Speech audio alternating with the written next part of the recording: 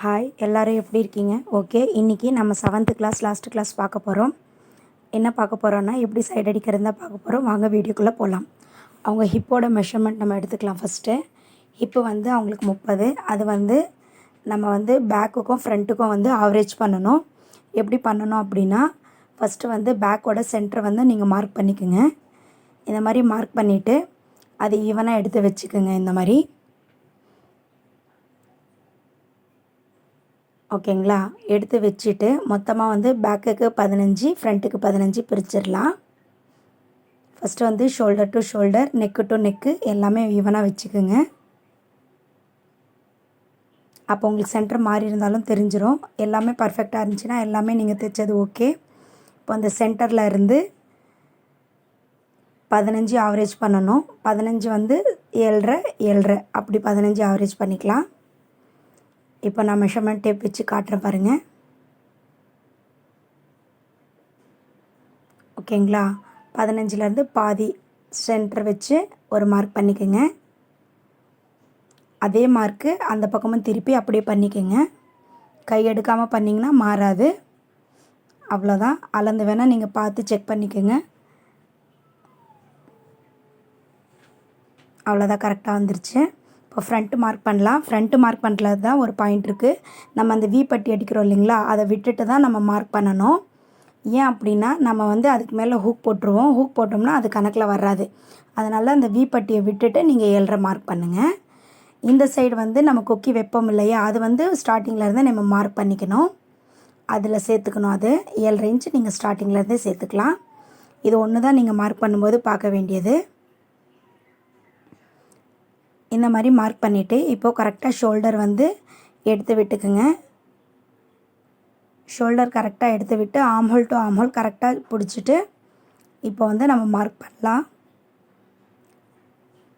இங்கே பாருங்கள், ஷோல்டரோட அந்த கிளாத் வந்து பேக்கில் வந்து திரும்பி இருக்கும். அதே மாதிரி பேக்கில் திருப்பி விட்டு சென்டர் வந்து கரெக்டாக எடுத்து விட்டு கை ஆவரேஜ் பார்த்துக்குங்க. கையோட மெஷர்மெண்ட் எவ்வளவோ கரெக்டாக அதை எடுத்து நீங்கள் மார்க் பண்ணிக்கலாம். ஒரு ஸ்லீவ் வந்து நீங்கள் மெஷர்மெண்ட் எடுத்து மார்க் பண்ணிக்கலாம். ரெண்டாவது ஸ்லீவ் வந்து நீங்கள் அப்படியே எடுத்துக்கலாம். ஆம்ஹோலும் உங்களுக்கு எவ்வளவோ நீங்கள் வச்சு மார்க் பண்ணிக்கோங்க.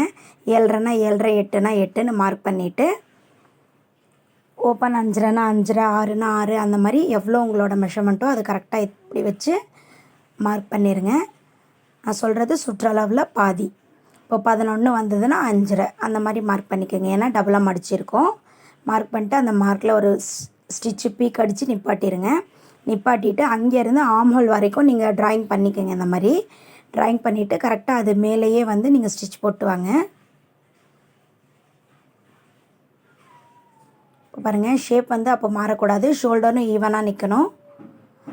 நம்ம ஹிப்பு வந்து ஆல்ரெடி மார்க் பண்ணி வச்சுருக்கோம். அந்த ஹிப்பு பாயிண்டில் கரெக்டாக நீங்கள் வந்து ஸ்டிச் பண்ணிடலாம்.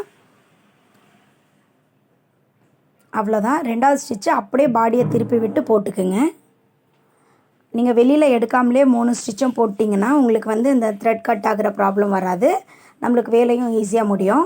இப்போ நான் திருப்பி காட்டுறேன் பாருங்கள். பீக் அடித்து நிறுத்திட்டு அப்படியே திருப்பிக்குங்க.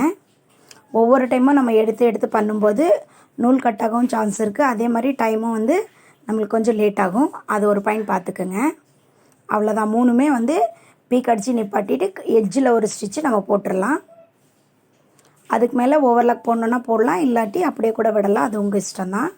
கண்டிப்பாக பிரியாது.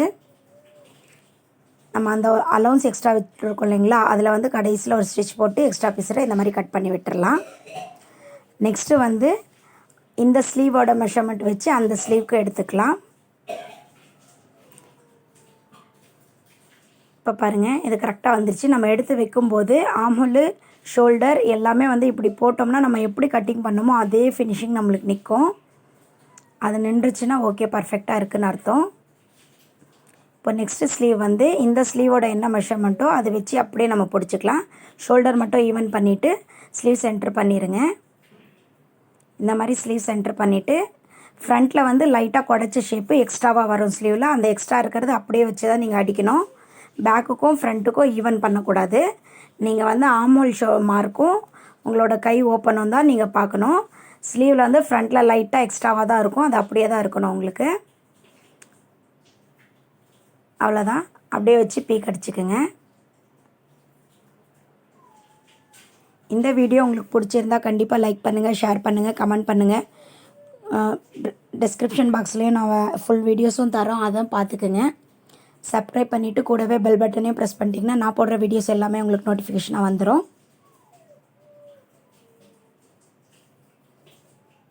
பாருங்கள், இந்த மாதிரி 3 ஸ்டிச் போட்டுட்டு எட்ஜில் ஒரு ஸ்டிச் போட்டுக்குங்க. பிசுறு வெட்டி விட்டுக்குங்க. கடைசியில் வந்து மெஷர்மெண்ட்டும் நீங்கள் ஹிப்பு எல்லாமே கரெக்டாக இருக்கான்னு செக் பண்ணிக்கோங்க. 1/2 இன்ச் ப்ளஸ் மைனஸ் இருந்துச்சுன்னா உங்களுக்கு பிரச்சனை கிடையாது ஹிப்பில். ஏன்னா நம்ம எக்ஸ்ட்ரா காஜாவும் வைப்போம். சப்போஸ் அதுக்கு மேலே இருந்துச்சுன்னா ஒரு ஸ்டிச் நீங்கள் கண்டிப்பாக போடணும். மாறாது, ஏன்னா நீங்கள் மார்க் பண்ணுறதால கண்டிப்பாக மாறாது. அளவெடுத்து பண்ணிங்க அப்படின்னா உங்களுக்கு லைட்டாக 1/2 இன்ச் ப்ளஸ் மைனஸ் வரதுக்கு வாய்ப்பு இருக்குது. அவ்வளோதான் ஃப்ரெண்ட்ஸ். தேங்க்யூ. நெக்ஸ்ட் வீடியோவில் பார்க்கலாம். Bye bye. Take care.